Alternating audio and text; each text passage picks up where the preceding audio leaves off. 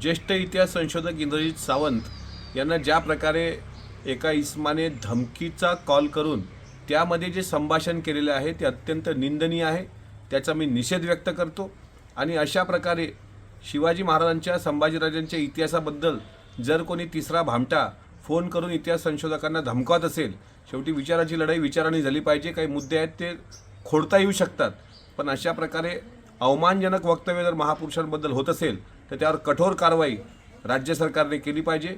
राज्याच्या मुख्यमंत्र्यांनी या कारवाईला याची चौकशी होण्याकरता नागपूर पोलिसांना आदेश दिलेले आहेत, त्याबद्दल मी त्यांचा आभार मानतो। पण अशा प्रकारे कोणी भामटा अशा उन्मत्तपणे बोलत असेल त्यावर कठोर कारवाई झाली पाहिजे, अन्यथा शंभूप्रेमींचा उद्रेक फार मोठ्या प्रमाणात होण्याची शक्यता आहे। संबंधित व्यक्तीला तात्काळ गुन्हा दाखल करून त्यावर अटक झाली पाहिजे, ही मागणी मी राज्य सरकारला या माध्यमातून करतोय। Hair, skin, obesity, infertility, thyroid या विविध विकारांनी त्रस्त आहात? हडपसरमध्ये रिव्हाइव्ह होमिओ केअर मध्ये संपर्क साधा आणि खात्रीपूर्वक इलाज करून घ्या। नामांकित होमिओपॅथी तज्ञ डॉक्टर निरंजन रेवडकर यांच्याशी संपर्क करा।